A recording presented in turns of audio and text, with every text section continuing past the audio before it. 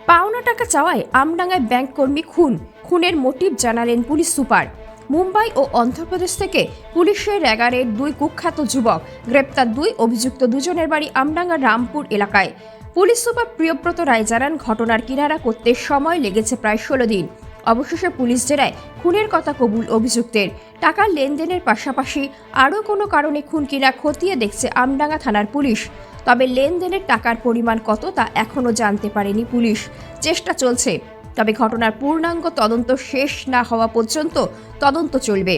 ঘটনাস্থলেও নজরদারি চলবে। ইতিমধ্যে অভিযুক্তদের বাড়ির একাংশ সিল করা হয়েছে পুলিশের পক্ষ থেকে। পূর্ণাঙ্গ তদন্ত শেষ না হওয়া পর্যন্ত এই তদন্ত চলবে। পূর্ণাঙ্গ তদন্তের শেষ না দেখা পর্যন্ত তদন্ত চালানো হবে, মন্তব্য পুলিশ সুপার প্রিয়ব্রত রায়ের। অভিযুক্তরা গ্রেপ্তার হওয়ায় পুলিশ মহলকে সাধুবাদ জানিয়েছেন মৃতের পরিবার, এলাকাবাসী। ব্যুরো রিপোর্ট, আমডাঙ্গা বার্তা। ঘটনাটা সূত্রপাত হয় 30 তারিখে বিকেলবেলা 5:30 নাগাদ আমরা একটি বডি উদ্ধার করি আমডাঙ্গা থেকে। এবং এইখানে দেখা যায় যে মাল্টিপল স্ট্যাব ইঞ্জুরি আছে এবং থ্রোটে স্লিট ইঞ্জুরি আছে এবং that was the primary cause of death. তারপরে বডিটিকে আমরা নিয়ে আসি, পোস্টমর্টম করা হয় এবং যেটা অ্যাপ্রক্সিমেট টাইম অফ ডেথ হিসেবে যেটা পাওয়া যায় যে আগের দিন রাত্রে, মানে 29 তারিখ রাত্রে হয়তো এই ঘটনাটা ঘটানো হয়েছে। তো তারপর থেকে আমরা যে যুবক যে মারা গেছে তাকে আইডেন্টিফাই করা হয়। যুবকের নাম ছিল জহিরুল ইসলাম, আধাটা ওখানে যে সাধনপুরে বাড়ি ছিল না, আমডাঙ্গা পিএসের আন্ডারে। অ্যাপ্রক্স 25 বছর বয়স এবং অবিবাহিত। তারপরে আমরা অ্যাজ সমস্ত কিছু তদন্ত করে দেখা হয় এবং শুরুতে আমরা যে কিছু লিড পাই সেগুলোকে আমরা কালচার করে বিশেষ কিছু ফলপ্রসূ সেই সময় হয়নি।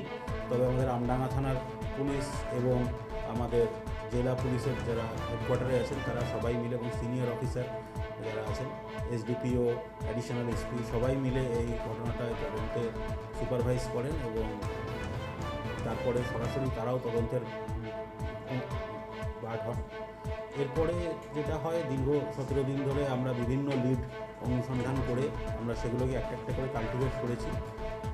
শেষে আমরা একটি লিড পাই, যেই লিড অনুযায়ী আমরা রবিউল ইসলাম নামে একজনকে, তারও বাড়ি ওইখানেই পাশেই, তাকে আমরা সেখান থেকে অ্যাপ্রিহেন্ড করি। এই রবিউল ইসলামকে আমরা করেছিলাম 14 তারিখে, ঘটনাটি ঘটার 15 দিন পরে 14ই ফেব্রুয়ারি আমরা রবিউল ইসলামকে অ্যাপ্রিহেন্ড করি এবং তাকে সাবসিকুয়েন্টলি আমরা পুলিশ কাস্টডিতে নিয়ে আসি। পুলিশ কাস্টডিতে আনার পর রবিউলকে যখন ইন্টারোগেশন করা হয়, এক্সটেন্সিভ ইন্টারোগেশনের পরে সে স্বীকার করে যে ওর ভাই অবিদুল এই ঘটনাটা জহিরুলের মার্ডারও করেছে বলে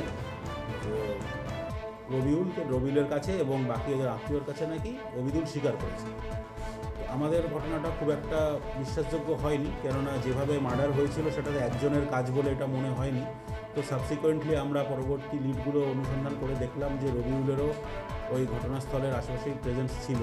তো আমরা রবিউলকেও এই ঘটনায় অ্যারেস্ট করি এবং তারপরে ওর দেওয়া লিড অনুযায়ী আমরা অবিদুলের খোঁজে যাই এবং অবিদুলের আমরা খোঁজ পাই যে সে ঘটনার পর থেকে সে ওখান থেকে বেপাত্তা এবং সে মুম্বাইতে বান্দ্রা ইস্ট ওখানে গিয়ে সে কাজের বাহানা করে বান্দ্রা ইস্টে গিয়ে ওখানে বসবাস করছিল দীর্ঘ 15-16 দিন ধরে।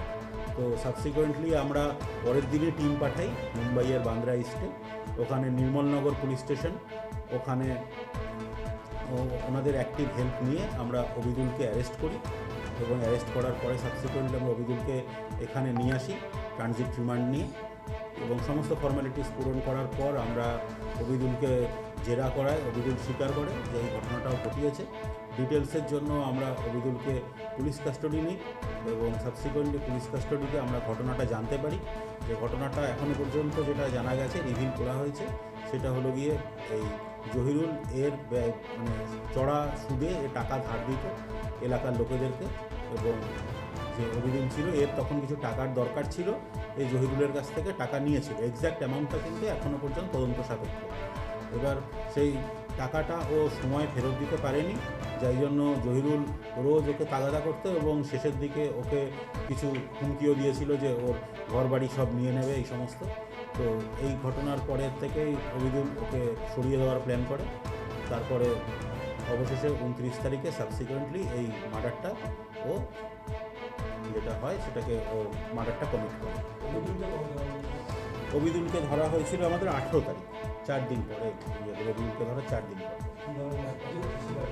ও ও ও স্বীকার করেছে যে ও একটি নাইফ দিয়েই মার্ডারটা করেছে এবং নাইফ দিয়ে ও প্রথমে মাল্টিপল স্ট্যাব করে তারপরে ডেথ এনশিওর করার জন্য ও গলা কেটে, যেটা জহিরুলেরই যে সিএসপি তার পেছনে ওকে ওর বডিটা ফেলে রেখে দিয়ে ওরা চলে যায়।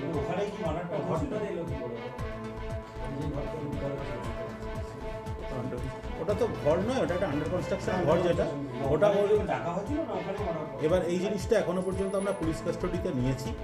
এক্স্যাক্ট জিনিসটা কিভাবে মার্ডার করেছিল বা ওটাই প্রাইমারি পিও নাকি সেকেন্ডারি সিন অফ ক্রাইম, এটা আমরা এখনো পর্যন্ত দেখছি তদন্ত করে। আশা করছি এটা নিয়ে আমরা খুব তাড়াতাড়ি পুরো জিনিসটা। রবিউল বেসিক্যালি যেটা বোঝা যাচ্ছে যে আমরা এখনো পর্যন্ত যেটা করেছি যে ওর লোকেশনটা আশেপাশে পেয়েছি, তার মানে তো এটা নয় যে ও ঘটনাস্থলে ছিল না। আমাদের সন্দেহ যে রবিউলের অ্যাক্টিভ মদতেই যে অবিদুল এই ক্রাইমটা করেছে। এই ছিল, যদিও অবিদুল শুরুতে দাবি করেছে যে ও একা কাজটা করেছে, কিন্তু আমাদের যা তদন্ত সেই অনুযায়ী রবিউল এবং অবিদুল এরা দুজনে মিলেই এই মার্ডারটা করেছে।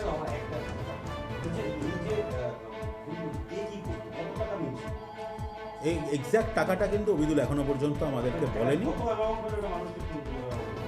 দেখুন, এটা তো যে আসামি সেই বলতে পারবে যে কত অ্যামাউন্ট, কেননা আমরা যেটা দেখেছি টাকা শোধের জন্য ওর ওপর প্রেশার আসছে।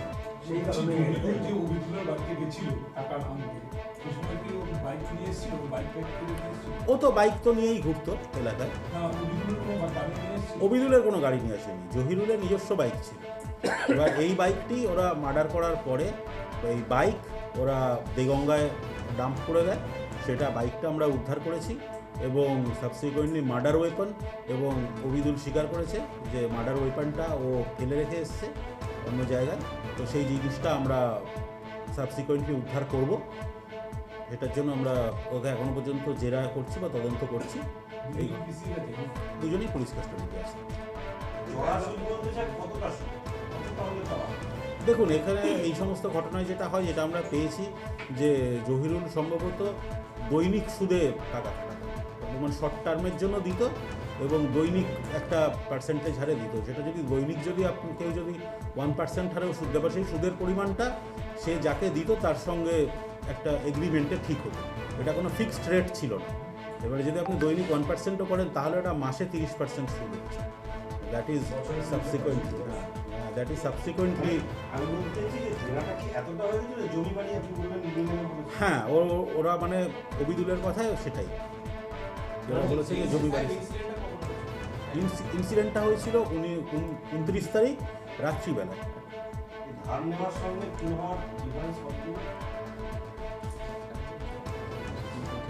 মোটামুটি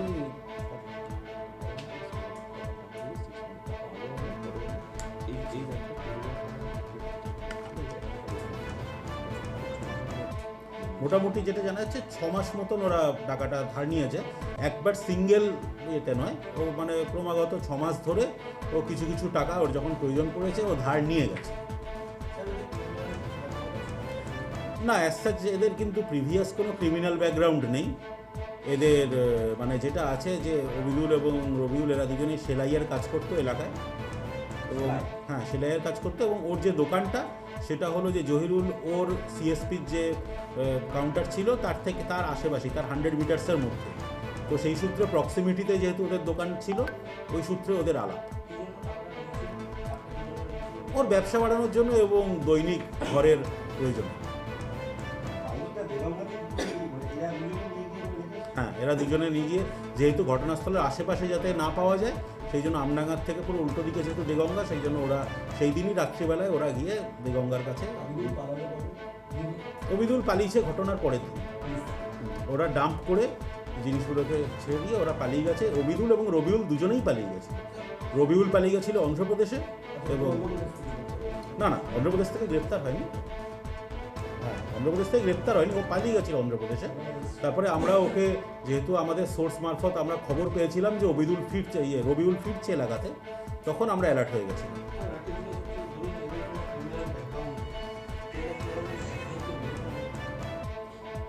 দেখুন, মার্ডার অনেক ক্ষেত্রে জিনিসটা যেটা হয় না, মার্ডার একটা হয় হলো গিয়ে, যেটা আপনি বলতে গেছেন অ্যাক্ট অফ ক্রাইম, আরেকটা হয় হলো গিয়ে act of passion and act of ভেঞ্জিয়েন্স।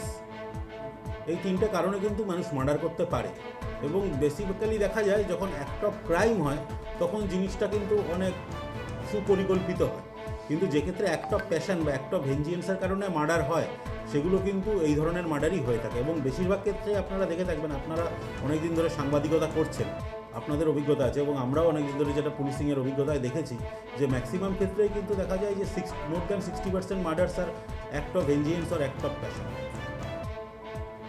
Act of ক্রাইমের থেকে। অনেকেরই দেখবেন আপনারা প্রিভিয়াস ব্যাকগ্রাউন্ড পাবেন না, যেরকম আপনারা রিসেন্ট আপনারা দেখেছিলেন যে ড্রাম কেস হয়েছিল, যেটা সেক্ষেত্রেও কিন্তু তাদের কিন্তু কোনো ক্রিমিনাল ব্যাকগ্রাউন্ড ছিল না, it was an act of passion. হ্যাঁ, অবশ্যই প্ল্যান তো কেউ মার্ডার করলে তো প্ল্যান তো করবেই, কিন্তু প্ল্যান মানেই যে তাকে ক্রিমিনাল ব্যাকগ্রাউন্ড থাকতে হবে এটা নয়। হ্যাঁ, দুজনে মিলে করেছে, যেটা আমরা পেয়েছি। ওরা প্ল্যানিং করেই ডেকেছিল ওকে, যে টাকা ফেরত দেবো বা এই জাতীয় কিছু, যেটা এখনো পর্যন্ত রবিউল কিছুটা বলেছে, কিন্তু অবিদুল এখনো পর্যন্ত পুরো ঘটনাটা স্বীকার করেনি। তার জন্যই তাকে, হ্যাঁ মোটামুটি এই জন্যই ওরা ডেকেছিল, ডাকার পরে ওরা নিজেদের মধ্যে, এবং যেহেতু পূর্ব পরিচিত, না কোনো ঘরে না, ওরা কিন্তু বডিটা ডাম্প করেছে ওখানে, বডিটা ডাম্প করেছে। এবারে অন্ধকার ঘরে ছিল নাকি ওই পেছনেই মেরে ওখানে ডাম্প করে দিয়েছে, সেই জিনিসটা কিন্তু এখনো তদন্ত সাপেক্ষে। ঘটনার পর থেকেই অভিযুক্তদের বাবা বেপাত্তা এবং লয়ারদের সাহায্য নিচ্ছে অভিযুক্তদের বাঁচানোর স্বার্থে, এমন একটা তথ্য আছে। দেখুন, লয়ারদের সাহায্য সবাই নিতে পারে, আমাদের দেশে ডেমোক্রেসি আছে এবং রুল অফ ল আছে, এখানে কিন্তু সবার আইনি সহায়তা নেওয়ার অধিকার আছে, সেই হিসেবে তারা নিতে পারে, আমাদের তাতে কোনো আপত্তি নেই। আমাদের পুলিশের কাজ হলো গিয়ে একটি ক্রাইম হলে সেই ক্রাইমটিকে সলভ করা এবং সেই ক্রাইমের সঠিক এভিডেন্স নিয়ে সেই তথ্য প্রমাণ